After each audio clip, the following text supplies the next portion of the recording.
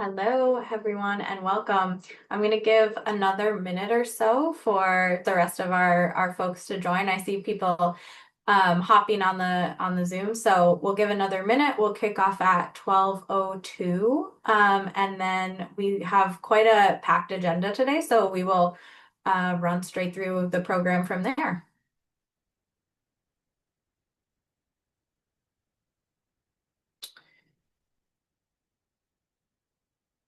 Wow, we've got quite a global audience. I'm seeing people joining in the chat from all over the world. Welcome. Thank you for joining us. Appreciate you spending your hour. I know everyone's time is quite valuable these days, so really appreciate you hopping on and joining us.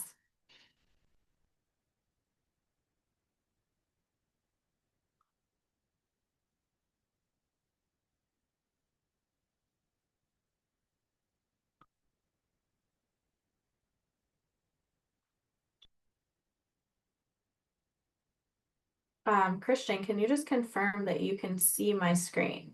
Yes. Wonderful. Um, no,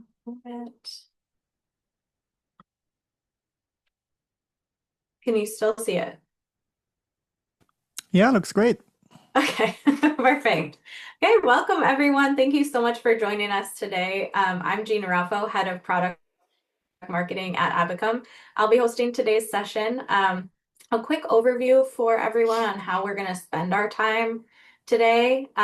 We'll start with a fireside style discussion with myself and my co-host here, who I'll introduce in a moment. Um, After that, we'll switch gears and show a short tactical demo on how AI is coming to life in Abacum's product, and then we'll bring everyone back for Q&A.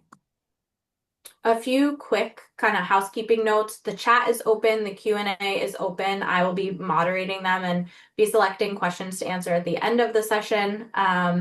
We're going to aim for around, 30, 40 minutes of discussion, 10 minutes of demo, and then we'll open it up, like I mentioned, for questions.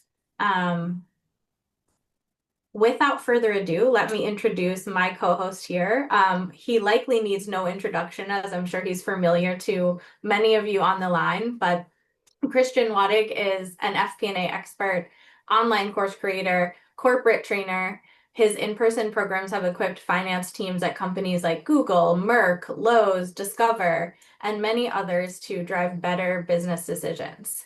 He directs the FP&A program at Wharton School of the University of Pennsylvania and shares his insights, tips, tricks, learnings about FP&A with over 100,000 followers on LinkedIn, 25,000 subscribers to his newsletter, and on his YouTube channel.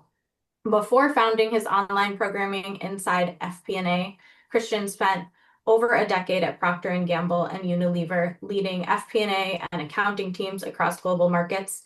After earning his MBA from NYU Stern, he joined tech companies, including helping take Squarespace public and preparing the company's first story for Wall Street analysts. Known for making complex financial concepts practical and engaging, Christian blends real-world experience with clear, actionable teaching style, and I am very grateful he's offered to give us his time today. And I look forward to this discussion. With that, I will kick off today's topic. We're really diving into a problem finance teams are dealing with: faster data refresh cycles, more stakeholders, higher expectations for real-time answers. But more data doesn't always necessarily translate immediately into better decisions without a thoughtful approach. And Christian, I look forward to digging into what that approach could look like and hearing your tips and tricks for making some improvements to going from data and an expanding library of data across FP&A teams to real decisions and how that data can actually support the business. Thank you, Um, Gina. Very excited to be here today. Great. So, with that said, what is your take on the main issue finance teams are facing as their data is constantly changing and evolving? Yeah, one of the main issues that finance teams face when data is constantly changing is that the pace of change in the business is now faster than the pace of traditional reporting and governance cycles. In other words, Data refresh frequency is up, but business conditions are also shifting faster than monthly or even weekly reporting cadences. And that creates a situation where you can always pull a newer number, but the decision still has to be made now with incomplete context and often also with competing interpretations of what the latest number actually means, right? And so you see, the thing is, most finance teams have more dashboards, more extracts, and more feeds than they did a few years ago. So the constraint is less about access to data and more about decision clarity under time pressure. When the numbers move every day, leaders can end up spending their limited time debating which number is right, quote unquote, right? Instead of aligning on what the numbers imply and which actions they should impact. And that's why one of the biggest mindset shifts for finance is getting comfortable using data that has not been validated through the normal monthly close process, because it would take too long to wait for the close. Historically, finance earned the trust by being the steward of accuracy, if you will, right? Reconcile, validate, close, then report. But operational decision making can't wait for the close. And the thing is that's the mindset shift. Forecasts are never 100% accurate anyway. So what matters is that the forecast is directionally reliable enough to guide action and that everyone understands the level of uncertainty attached to it. That's crucial. If people understand what the range is that the forecast might be of, then they're much more willing to actually base decisions off of it. So instead of treating preliminary data as wrong, finance has to treat it as useful with a known margin of error.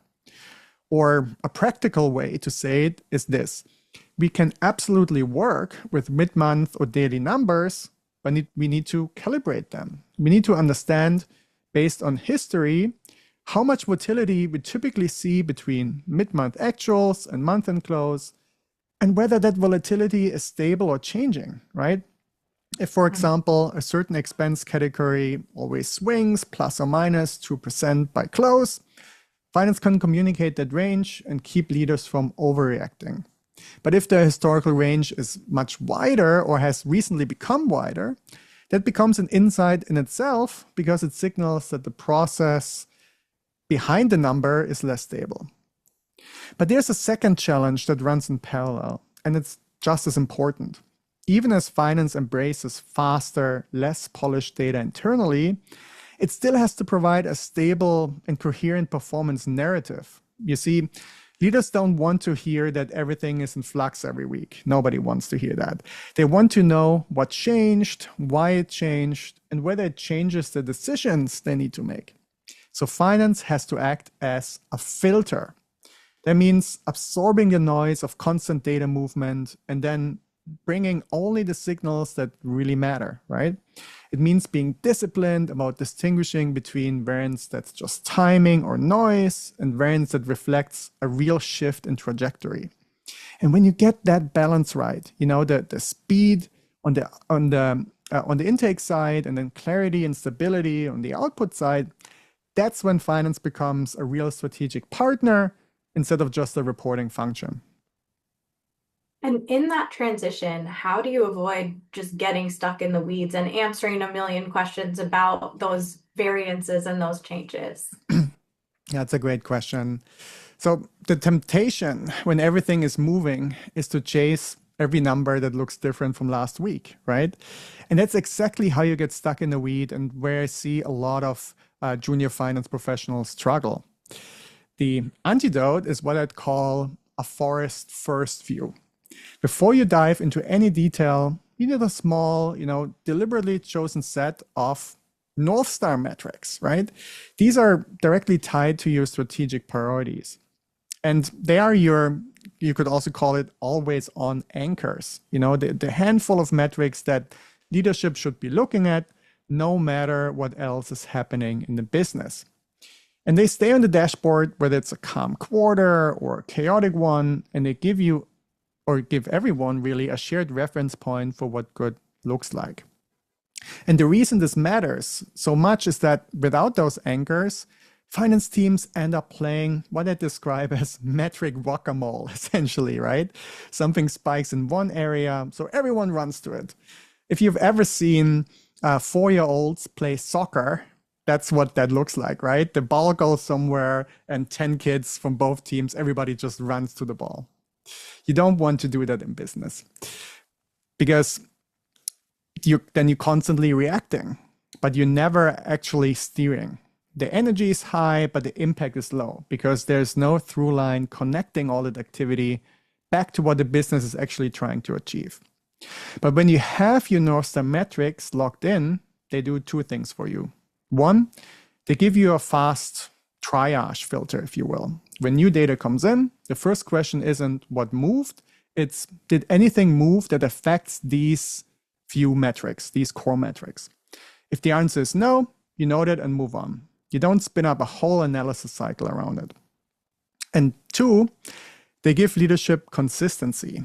If executives don't want a different story every week, built around whichever number happens to look interesting. They want to know whether the business is on track against the things that matter most. That's always the number one question that executives ask themselves. Are we on track, or is there something I need to do so I hit my target?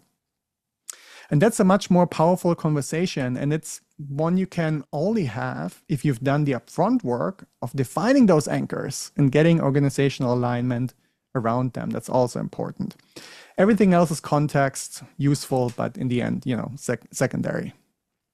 And how do you go about deciding what those primary North Star metrics should be given your current business conditions and get buy-in across the team? Yeah, I want to quickly reference the check in the chat. So the question was, what's the bigger challenge on your team right now? Type A, if it's getting data fast enough to act, or B, if it's making sense of all the data you already have. Let's see what the answers are. If you haven't responded yet to the question, definitely put A or B in the chat. I'm curious to see what we get here. It's like a pretty even mix.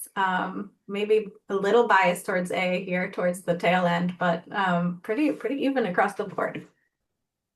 Yeah, interesting. So we're seeing a lot of finance teams who move beyond the issue of getting the data fast enough, but I see that it's still a struggle for many here. Okay, cool. It's interesting to see. All right, so back to your question, Gina, which was how do you recommend to actually figure out what these North Star metrics should be, right? And I'd actually like to share a framework I teach as part of my on-site corporate training and also as part of my online training. And that's this framework. I'll walk you through the framework first, and then I'll share an example to make it really concrete. So when you're trying to figure out what your North Star metrics should be, you always want to start with the strategy. That's the most important thing. Try to think about what are we really trying to achieve here. Then you work backwards from there and you say, what would success look like, right? How can we measure whether that strategy is working or not working? That's one of the core tasks of FP&A anyway, right? And then you figure out what are the drivers. So what needs to be true for that strategy to be successful? But for these targets to become realized. And then, and this is crucial, you brainstorm the ideal metrics. And the key thing here is that you forget for a moment what metrics you have access to, how difficult it is to get them, how manual it is, how much time it takes, if you need IT support or not. Just brainstorm. It's important to do this because metrics that you think might be unreachable, actually, if you look at it later, you will realize that actually there is a way to get them without spending $100,000, right? So make that list. And then as a next step, you think about, okay, which of these do I have easy access to? Which require a bit more work. And then the last step is to say, okay, let's look at the ones that are hard to get, right? And let's make a decision. Do I want to make the investment into my systems, into my people, or the time investment to get these metrics?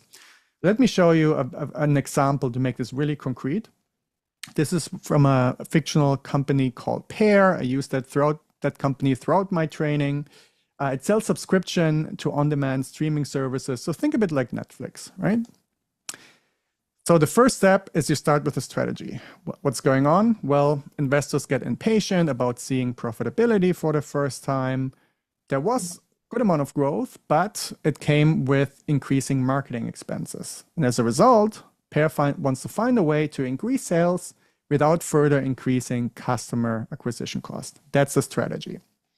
Then you look at, okay, what would success look like? We increase sales by 20% compared to the previous year, and customer acquisition cost increases only 5% in the same period. That's what we're trying to achieve. Now, what are the drivers? How can we measure that? The average contract value needs to go up. The website conversion rate has to improve. Customer retention should ideally be higher. Marketing needs to reach more potential customers efficiently without spending a lot more money. And the customer service team needs to maintain or improve satisfaction scores to support retention. Those are the drivers. The next step is, okay, let's brainstorm. What are all the things we would want to track to see if these drivers are actually moving the needle for what it means to be successful? I have the metrics on the slide here. And then you take a look at, okay, what about data availability? Now I go one by one and I say, okay, average order value, that's no problem. We can get that from our e-commerce platform, tick. Website conversion rate, we could do that through web analytics tools. Customer retention rate requires integrating some customer purchase history data, so there's some work required. Customer acquisition cost, shouldn't be an issue. In customer satisfaction score, well, there's some implementation work that needs to be done. So that's step 5. Step 6 is where you bring the leaders to the table and you're actually having a discussion about decisions, right? What are we going to do? You may decide that AOV and website conversion rate, no problem, it's straightforward, let's track them. But for customer retention rate and customer acquisition costs, there's some integration work. But it is really important, so we do a test to determine how time-consuming it would be to roll this out before we commit with rolling this out across all the products.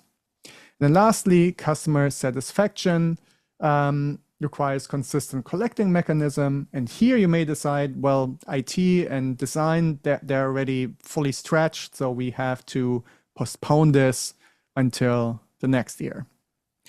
And then you end up with your North Star metrics. Amazing.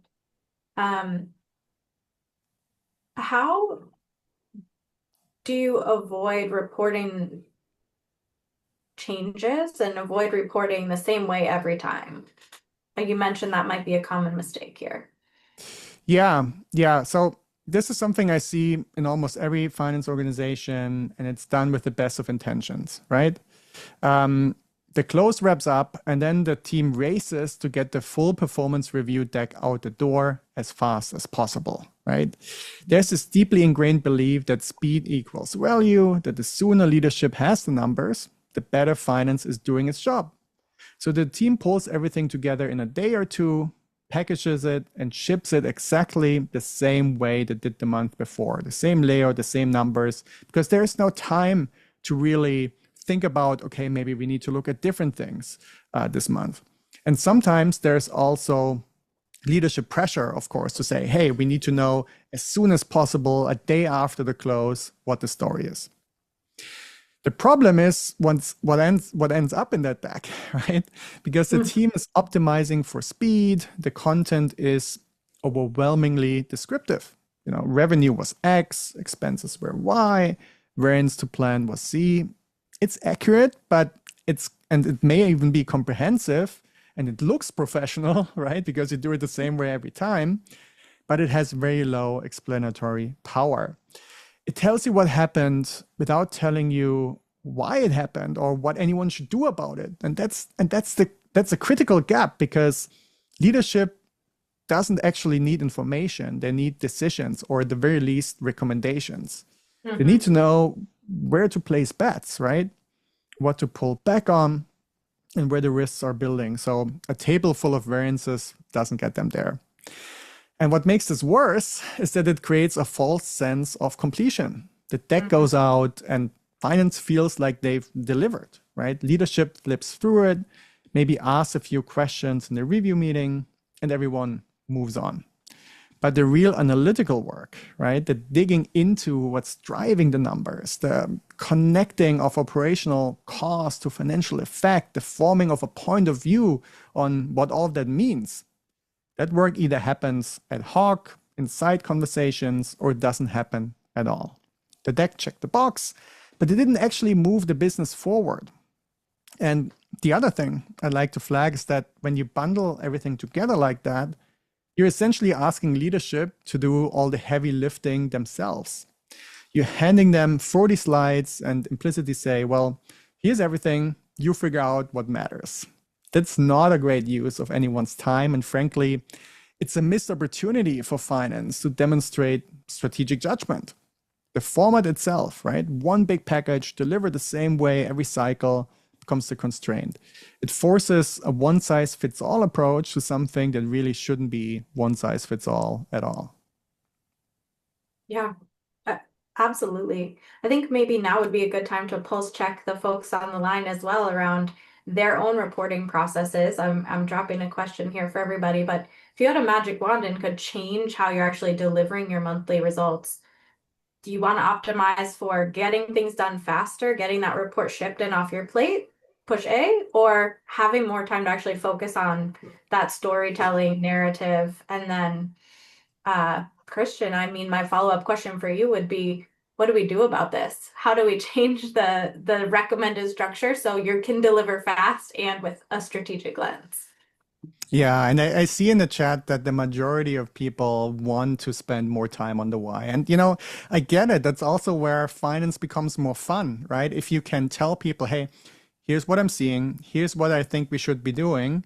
And then the company actually implements the thing. I mean, that's so rewarding. You feel like you're really having a big input, a big impact on where the business is going, right? So, but how do you get there, right? How do you deal with a CFO, a CEO who says, I need to know what's going on 2 days after the close. Don't wait longer than that because I need to know what's going on. Like how do you deal with that to get the space to report on the why? And here's what I've seen work really well at the companies that I worked at. And that's you have to manage expectations a bit and create a bit of a mindset shift. And that mindset shift is that first you do a flash report. So that's the fast one. That's the one you get out 1 to at most 3 days after the close. And that's where you satisfy the leadership's hunger for immediate data, right? An immediate view of how did we do, what's going on, what do I need to focus on. But the crucial thing here is that it's just about the what, right? So what do I mean with that? It means that this report needs to show here's the performance at a high level. Here are the fires, right? Here's what's not working. That's crucial because then leadership can say, okay, our conversion rate from demos to sales went down. Head of sales, take a look at that, right? That would be a fire. Here are the areas we need to investigate as a result of that. And that's what this report is supposed to do. Now, the crucial thing is you don't need to do a lot of work to get there, right? Ideally, this should be done at the press of the button. If you have a tool like Abacom, it can create the flash report minutes after the books are closed, right? It doesn't take you any work at all almost to do that. And then what that does, it creates room. Well, actually, let's first go a little bit deeper into what the flash report includes. You want to have headline KPIs. You want to have actuals versus budget, actuals versus the latest forecast, and of course, versus the prior year as well. And commentary that covers the what. So it shouldn't just be the numbers. If you have some commentary, you can share it, but it's something you would get out of Abacom or whatever tool you use that's just handed to you, right? You don't need the keys that you don't have to talk to people about it. You don't have to dig through multiple different systems. It's whatever you have available immediately. And I also want to show you what that looks like with a concrete example. So here's an example. I have the key metrics, revenue, free cash flow, EBITDA, gross margin. They might be completely different for your business, right? It's completely industry dependent. But I have that, and I have immediately with red, green color coding, okay, how are we doing versus the budget, the forecast in the prior year? I have some commentary on the right. So for example, if you look at revenue, the revenue comment, favorable versus forecast, driven by strong TV sales, especially in North America and Western Europe. That's something you can pull directly from your system, right? It's not something that you have to dig for a lot. And ideally, you go a bit deeper and you share an EBITDA bridge. Essentially, what it means is, okay, here was our profit as we had expected in the forecast. Here was actual profit, and here are all the reasons for why it's different. But when you look at the labels here on the EBITDA bridge, you see it's essentially just P&L line items. So this is also something you can create automatically. You don't need to do any digging. Same with the trailing 12 months that you have on the right here. But this is enough for a CEO to say, okay, something is going on with direct production cost, right? It jumps out at you from the EBITDA bridge. Let's take a look at what's going on here. So that's the flash report. And then if you have that, you're creating space for yourself, right? You're sending that to leaders and say, hey, here you go. But now you have space and you can say, okay, a few days, so 10 to 15 days later, I'll do a deep dive. I'll do a performance review where I'm actually going after the why and the so what. This and this is where you do the things you want to do, right? Where you actually talk to your business partner, you figure out, okay, what's driving it, what's the root cause.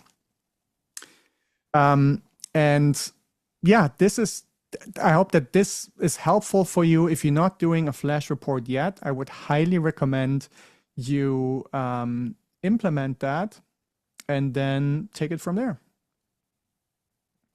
Yeah, you've talked a lot about making sure the metrics you're showing are relevant to the business and maybe they need to change and flex over time. So, how do you keep this reporting structure consistent enough that people know what to expect from you while also adapting to the changes in the business over time? Yeah, so now we have to take a closer look at what this performance review actually looks like, right? Because that's what you're speaking to here. Because the flash report doesn't change, right? The flash report is always the same, but the business review, that adapts to the changing business. So the crucial thing to understand first is that a strong performance review is cross-functional. That means it's not just a finance exercise. It really can't be just finance trying to pull everything out of thin air and then tell leaders what they should be doing, right? It has to be cross-functional in the sense that you're talking to all the department heads, especially those where the flash report surfaced something, right? That's where you should spend most of the time. That's also how that flash report is so useful, because it tells you what to prioritize, where to pay attention. And then you talk to the senior leaders and you help them, right? You give them numbers, you give them the tools they need, but in the end, it's on the head of sales, the head of marketing, the head of product, the head of production to figure out what the hell is going on, right? Why is there a big gap between your actuals and your forecast? And you help them to get there. Then they come back to you and you then build what they tell you into a coherent story and share that as part of your performance review meeting. And the way this works is I would recommend you have 3 parts. You have story slides. That's what matters right now. These look always a bit different every month you're doing this, or every quarter. And they're all about raising insights that require decisions and discussions. Those are the points that you want to make sure you talk about during that meeting because it requires a decision. The layouts here can change, the metrics change, you do it manually, and you prepare it together with the cross-functional team. Super important that you share that with them before it goes out to the CFO, the CEO. And this is where you want to go deep, right? Where you highlight 5, 7, however many fires you have, right? And you try to go deep into, okay, what's the root cause? What's the so what? It needs to be super specific and yeah, ideally make concrete recommendations. And then you have the standard reports. your supporting details. So that's a holistic performance review. And the purpose is for leaders who want to go deeper, right? Who want to open this PDF or this Abacom report if you're using an FP&A tool like Abacom and as a dashboard and click through and drill down and look at what might be relevant for their specific details that might be relevant for them. Here you want to make sure that the layout and the metrics are always the same because it's holistic, right? It captures everything. And this should ideally be created automatically as much as possible. That's really where tools like Abacom shine. And you don't want to spend hours and hours just recreating the same reports every month. There are tools that can take that off. This is done by finance. You don't need the input from the other teams here because you're just serving them with all the facts so they can go deeper. But it needs to be comprehensive. That's the core. Then lastly, there's the appendix, right? That goal here is really to respond to likely questions during high stakes presentations, especially presentations like board or investor meetings. The layouts and the metrics change, it's manual. And the idea is to really preempt questions in the sense that, the people you're presenting to, you're probably presented to them before, and if they have certain pet peeves, right? It happened to me a lot that a certain leader always asked about this very specific thing that actually in the broader scheme of things is not that important, right? Which is why you didn't include it in the main deck. But they keep asking about that Canada, region in Canada that it has 100,000 tiny revenue, but they care about it. And so you put a slide in the appendix, you can pull it out and you say, yeah, here you go. Here is all the information you need. The danger here is that you overdo it, right? I've worked in finance teams where the appendix was longer than the regular deck. You don't want to get there to that extreme either, right? But if you follow this three-part structure, right, you have story slides that always change, standard reports that are automatically created, and some appendix, you're set up for success. Yeah, amazing. I think, what I'd love to do is switch gears a little bit. You mentioned a few times there, like a platform like Abacom can help you automate some of this or standardize it. But I think, the topic of the day, of course, is AI. And I'm wondering if we can get your thoughts around where it would AI, whether inside a tool like Abacom or inside Claude itself, something like that, where is AI genuinely helpful and where does it actually create like more swirl and more noise for teams? Yeah, this is a question I get a lot. And I think it's important to be honest about where AI genuinely adds value versus where it just adds volume, right? You've seen reports that came out that people said, AI, yes, it helps me do things faster, but now I do so much more that I don't feel I'm actually saving a lot of time. Because the risk with AI in finance, in a finance context, is exactly the same risk we've been talking about this entire time. More output doesn't mean better outcomes, right? More slides doesn't mean better decisions. If AI helps you produce twice as many slides and 3 times as many variance commentaries, but none of it is better prioritized or more actionable, you've just created more noise, right? You've made the problem worse, not better. But where AI genuinely helps is in compressing the time it takes to get from a raw variance to a hypothesis to a coherent story or a decision. And the pipeline is where most of the cycle time actually lives, right? In this pipeline. And today it's largely manual and heavily dependent on the experience. And just want to make sure I'm stop sharing here. Today it's largely manual and heavily dependent on the experience and on the availability of your best analysts, right? The close itself has gotten faster at most organizations. But what hasn't gotten faster is the sense making that follows it. That's the bottleneck. That's where I think AI can actually make a real difference. Specifically, I see the most value in a few areas. There's anomaly detection, right? Having AI scan across a large data set and flag the things that look unusual relative to historical patterns or expectations. A human could do that, but a human combing through hundreds of line items, it's not that fun, right? And it will inevitably anchor on the things they already know about or the areas they're most familiar with. AI doesn't have that bias, right? It can surface something buried in a cost center, nobody was watching, and that's genuinely useful. Pattern summarization is another big use case for AI in finance. And you've got multiple months of AI data across multiple dimensions.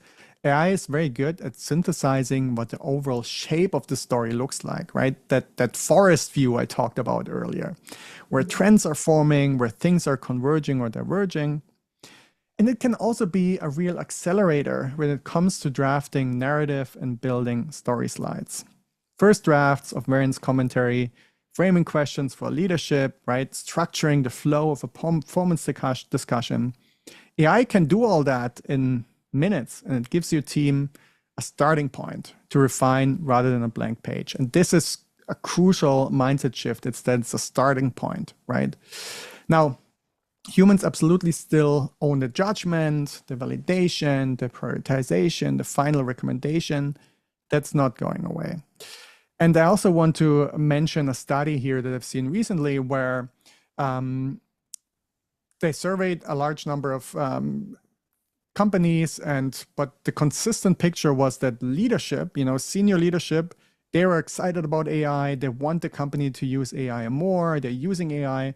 But then on the individual contributor level, that excitement wasn't quite there, and a lot of people aren't using AI enough. And the advice that I can give you here is just experiment, right? Just go out and use and try to think about different ways you haven't used it before, and let it surprise you, right? Let it surprise you with what it can do. And it's the other I think also where this is coming from is the AI from half a year or a year ago is very different than the AI you get today, right? It's moving so fast. It recently has accelerated because for example, ChatGPT 5.2 that OpenAI released a few weeks ago in February was the first model that helped build itself, where the model helped train itself to come to the next iteration. And what that means is that this model development will actually accelerate more, because when you don't need the expensive AI researchers anymore, when the models can iterate on itself and improve itself, that's where the acceleration will happen. But yeah, what excites me is that AI is rapidly getting better at handling all this time-consuming groundwork that used to keep finance teams stuck, right? And that's also not that fun, right? I really do think in FP&A, AI is automating all the stuff that's not that fun anyway, right? Number crunching, going through hundreds of lines of data, reconciliations. And the more of that work you can offload, the more your team gets to operate in the space where they actually add the most value, right? Interpreting, advising, and shaping decisions. And we are at a point now where the tools are genuinely catching up to the ambition. And I think finance teams that lean into this now are going to pull ahead very quickly. I know we're actually going to see some of this come to life in the Abacom demo coming up, which I'm very excited to see. Yes, exactly. I think, I've also dropped one more kind of final pulse check in the chat around where people are most excited to save time using AI across those four kind of topics you mentioned around anomaly detection, summarizing patterns, drafting commentary, and then actually building those visual outputs. I think there's definitely a bias towards the latter two around drafting that commentary and building the slides themselves, which seems to align with sort of your perspective of where AI can offload people the most. I think it's a perfect time for me to introduce our other co-host here on the Abacum side, Nerve, if you can come on video. And we talked a lot about, reducing the time from variance to insight to decision, how to structure your reports to actually increase finance speed, but also impact. Nerve, I'd love to let you give us a flyover of what Abacum is doing with AI and how we're hoping to help automate this structure for teams. Just a quick reminder to everybody, this is a 10-minute backstage pass. We're not going in depth on everything Abacum can do. This is really to showcase what we're doing with AI. If you're interested in that deeper platform demo, Nerve and his team are always here and happy to give those more in-depth and personal touches to anyone on the line. So we'll follow up after this meeting. And with that, Nerv, I'll toss it over to you. Perfect. Thank you, Gina. Can everyone hear me? Yes. Lovely. Perfect. Also, Christian, I like that point you made about the reality of AI as well. I was definitely on the camp of AGI by 2026, P100 for that, but I had to temper my expectations. But 2027, I'm certain. I started my own carrot farm as well because, Very good. but on that note, let me share my screen here. Perfect. Can everyone see my screen? Yes. Yes, very good. Lovely. So, yeah, as Gina said, team, I won't dive too much into Abacum as a platform. The prerogative is to focus on the AI side of things. But just to level set as to what Abacum is, think of Abacum as a very complex or like a very capable modeling system. So, where you would take your Excel workbooks and maybe say break it into three worksheets. Your first worksheet is your data pipeline, which is these three tabs. Then your second worksheet is your data model. And the third one is your spaces where you have your reports and dashboards and so on, right? So what I'll do is I'll start with the data pipeline side of things and see where we can help you guys out there. So in terms of connecting to your source systems, we have a few different options. So we have the standard API as of the days of yonder, but we also have MCPs to connect to your systems as well. So the benefit of an MCP in terms of connecting to systems is rather than an engineer having predefined endpoints to connect from point A to point B, MCP allows you to essentially utilize AI to go and query systems information like straight from your Salesforce or like other systems without having to do a whole slew of pre-configurations, right? So it enables you to query data and work on it much quicker. So that's step number one in terms of bringing data into a system. So once the data is in Abacum as well, right, you are able to clean up the data and transform that beyond just using what is from your systems. So for instance, let's say I go to a data set that I brought in here. So this is an example of a NetSuite data set that we've queried. Yep, so you'll see a few different types of columns. You'll see like your date columns, your text columns. You'll also see like some numerical columns, right? So within these columns as well, you'll see some nice little signs or logos here. So sorry, icons. That's what I was looking for. There's a little AI icon here. There's a little formula icon here, right? So basically what they indicate is ways of transforming the data. So in a classical ELT or ETL system, you would be able to go in and use formulas to transform data, which we can do as well, right? So this is more on like the deterministic side of things. So if you know X equals Y, or if there's a if statement for something, or even lookup table for something, you most certainly could do this, right? And also other things such as arithmetic operations and so on and so forth. So what you would normally do with Excel. In addition to this, what's nice about Abacum is there's two more things. There's the AI data cleaner and the AI classifier as well. So what are these two? So the AI classifier is quite interesting. This is where you can actually build a training model within Abacum, right? So a really good example of that is, let's say you have five different ways of tagging Amazon Web Services. You have AWS, Amazon Web Services, Jeff Bezos LLC, so on and so forth, right? Then a new naming convention for that comes in as well from like a different system you're connected to. You possibly can't have every variation in a lookup table, right? So this is where the classifier comes into play. So you fed like the five different variations and you said they should all go into AWS. When new variations come through, this will automatically or agentically pick that up and ping you and tell you, hey team, we saw these new possible variation of AWS come through. We are 70% certain it is going into AWS. Please verify. So there's still the human in the loop aspect of things where the system doesn't automatically guess things and just put it into the system, right? So it's quite helpful in that sense.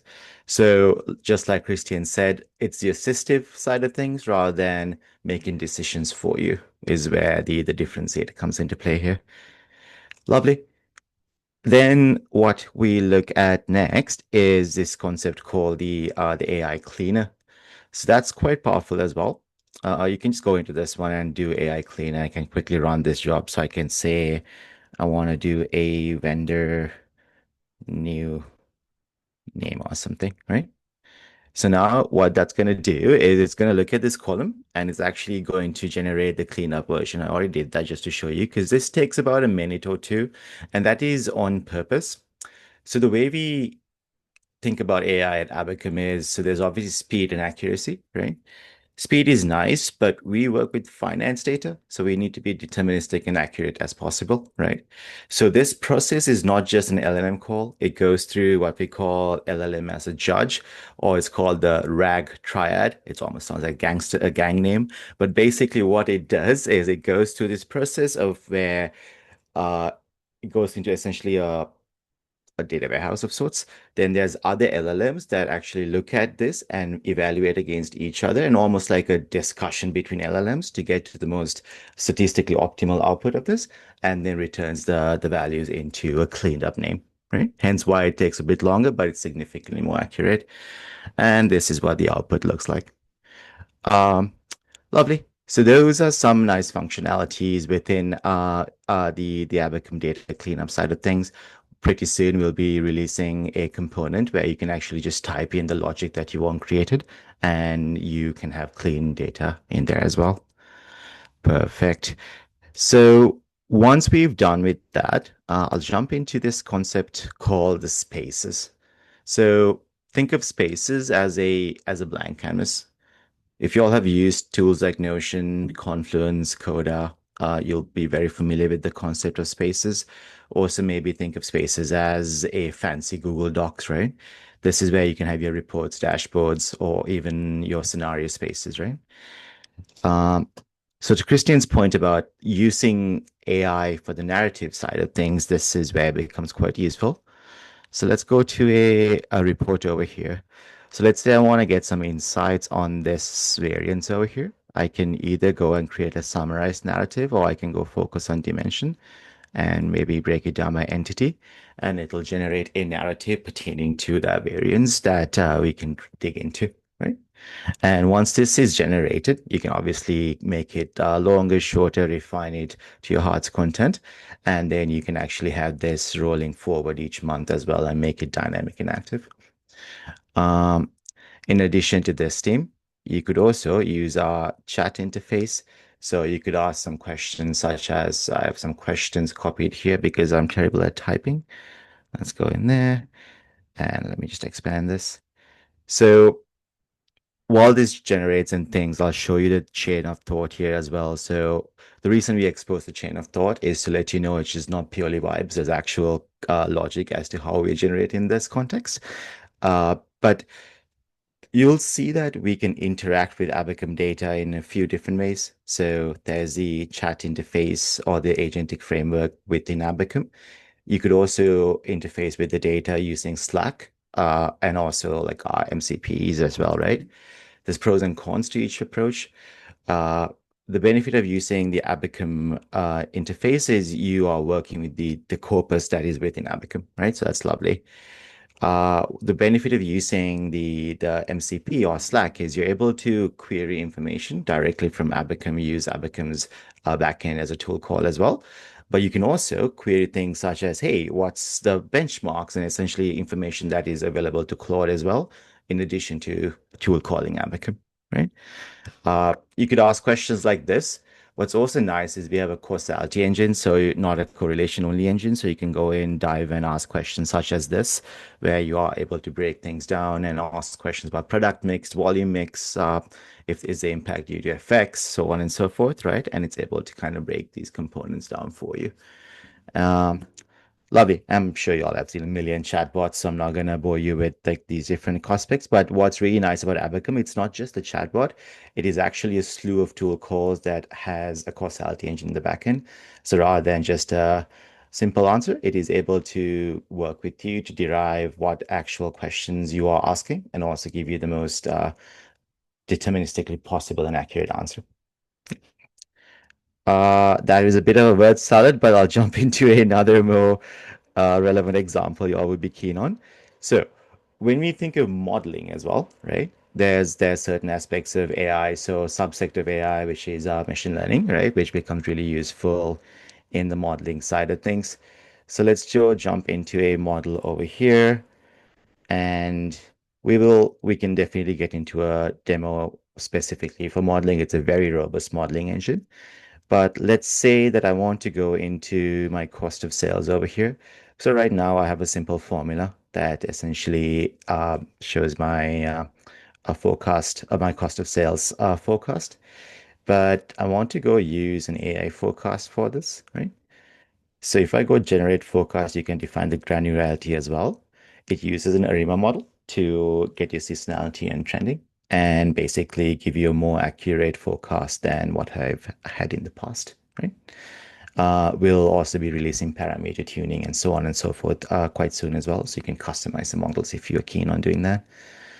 Um, we also have anomaly detection as well. So we're able to automatically detect any variances and we can tag them. So this is also the human in the loop aspect, because to Christian's point, most of the business knowledge is not just purely quantitative, right? There's a huge qualitative aspect as well.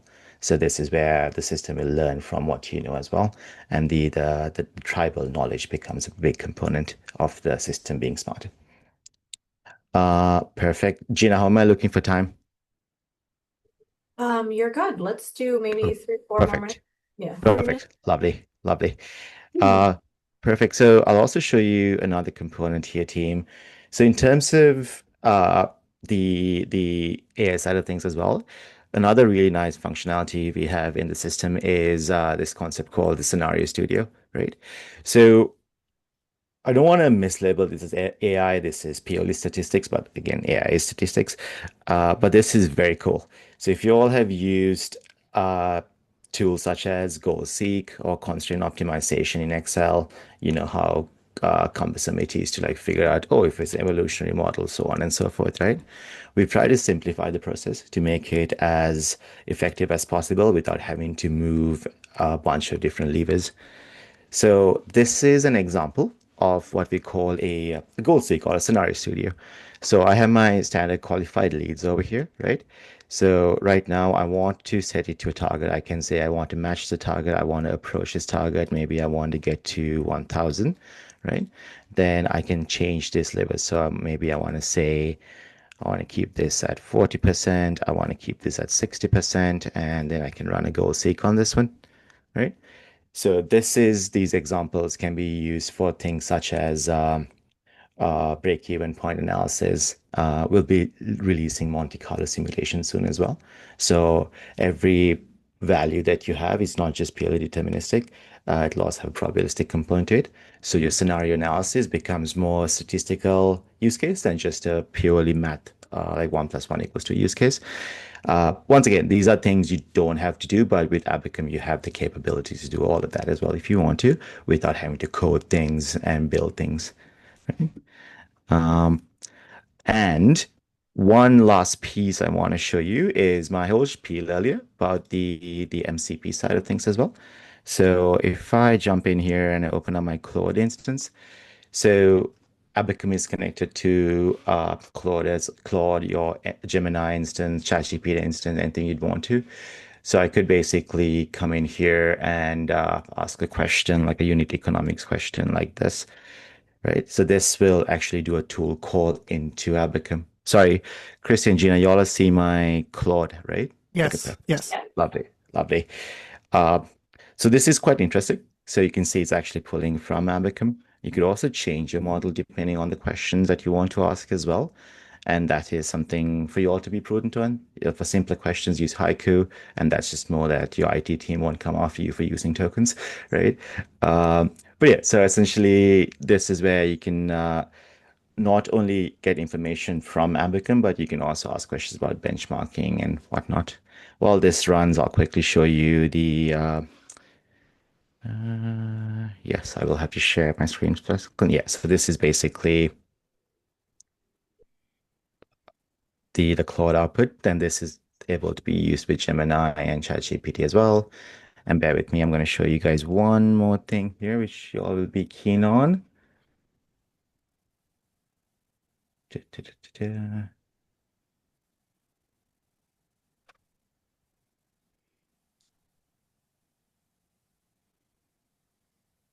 Perfect. Do you all see my Slack?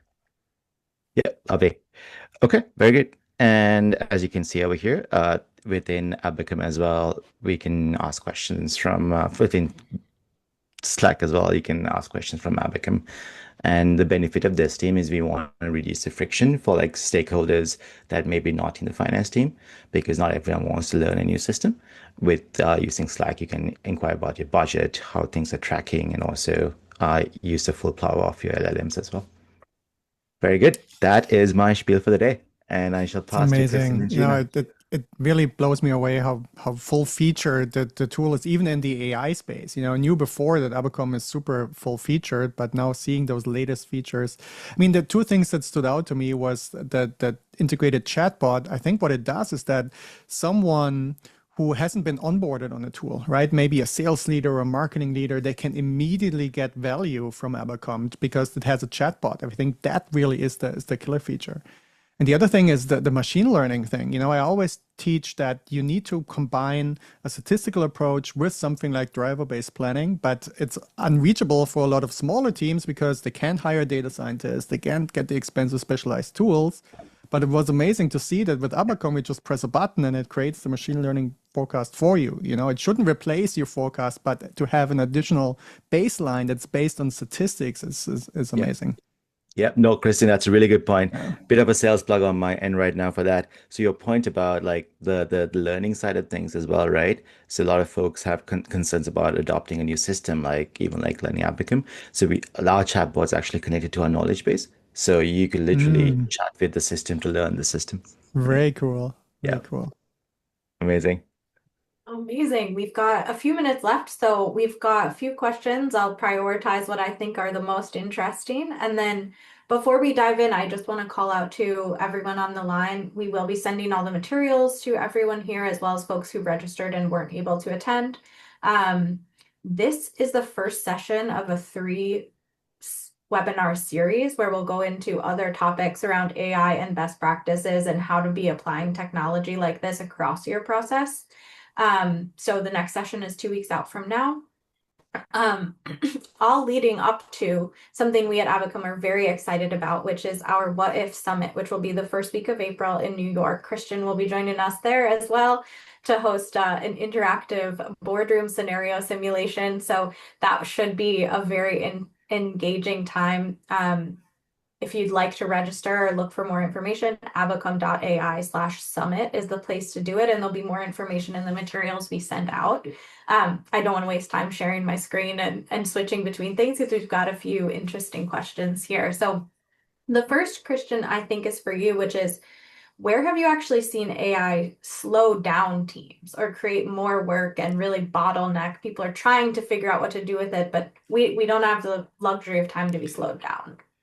Yeah, so I think it's important to realize that we're still super early when it comes to AI, right? Like what we had 2 years ago was basically unusable, and see where we're at now. But I think where it can slow down people is, okay, they're going head first, they're trying different things. Some things are working, some things are not working, and you're not getting that efficiency improvement right away. It might take a little bit of time, but it's where it even might feel like it slows you down at the beginning, but it's so worth it to push through that, and to really experiment with that stuff, because you will get to a point where it's just natural for you to use these tools every single day, and it just makes a huge difference. Amazing. And a question around your North Star metrics concept as well. What happens when the metrics you think are the most important are different from your sales leader, or there are different definitions across the business and you're managing like data dictionary conversations instead of what are the Yeah. business priorities? That's a great question, and it really is your responsibility as the finance leader to break down those data silos, right? It's your responsibility to go and say, okay, sales leader, I get that you want to look at it that way. I want to look at it this way. Let's bring everything together. Let's have a conversation, and then let's have a single source of truth, right? A tool like Abacom is fantastic for that, because you can have all your metric definitions there. It's super transparent. Everybody can see how it's being calculated. Everybody can click on it and see, these are the metrics. And it is worth it to get there. Again, it's one of those things that can be a bit annoying. You have to have all these difficult conversations with people who want to stick to the old ways. But once you have one harmonized system, and it's not the finance metric and the sales metric anymore. It's just the metrics, the North Star metrics, makes a big difference. Great. Great. One question, perhaps both of you can weigh in on this, but Nerv, maybe I'll ask you to first, which is how would you differentiate Abacum and what you can do with Abacum from something like Power BI, specifically for just a more standard BI use case? Indeed. I think they're almost complementary tools if you can think about it that way. So I think Andy asked this question. Yeah. So basically, the benefit of Abacum is more like the core benefit is like the modeling side of things, and also the collaborative functionality. Whereas Power BI is purely not purely like the core as a core concept is a BI tool. I'm not gonna lie to you and tell you like our BI like our dashboarding is as powerful as Power BI's because it's two different use cases. So yeah, that's like the best way to think about it. I'm happy to jump into like a specific feature by feature comparison as well, Andy. Happy to jump on a call with you or anyone else that's keen. But that would be the difference. And there's many use cases where it becomes used with Power BI, Tableau, and other BI tools as well. Or maybe a different way to think about it is Power BI is a reporting tool, and that's all it does, and that's where it specializes and it has a lot of depth. But Abacum is a full-featured FP&A tool that does reporting, but you can upload your forecast, you can do your planning, you can do your scenario planning, you can do all your dashboards, it can do and all the stuff with AI that we've seen. It can do a lot more than just reporting because you can actually write to it, and it can connect with all your different data sources.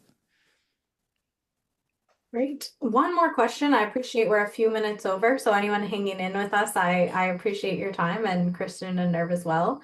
Um, where do you see the role of the FP&A analyst evolving as AI is taking on more of this variance to narrative workflow? What skills become more important over time? Yeah, and that's actually what I'm excited about is a lot of the annoying stuff gets automated, right? The number crunching, the copy pasting between Excel and PowerPoint. I did that so much in my career, right?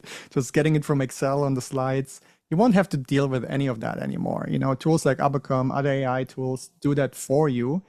And then what is left? Well, it's the human side of things, right? It's the stuff that only humans can do, which is the deep analysis where you have to have nuances and context that's not in a given data set, where you have to think about, okay, how do I connect what I heard in the sales meeting last week with what the product manager told me yesterday with what I'm seeing in the CRM system here? Like, how do I connect all of that? How do I make conclusions?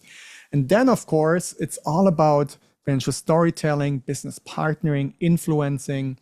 Every department has their own narrow goals. They sometimes conflict a little bit. And as the FP&A leader, as the finance leader, you want to steer everyone towards the bigger company goal, sustainable growth, profitability. And that takes relationships, that takes convincing, it takes influencing, and AI just can't do that.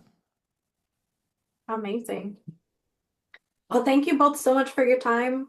Christian, super valuable insights to share around process changes that hopefully people can take and apply today. And then, of course, we hope you all come buy Abacum from us and get it to take advantage of all the things Nerv showed us as well. But appreciate everyone's time, and I hope to see you on the next session 2 weeks out from now, and at that AI Summit in New York, first week of April.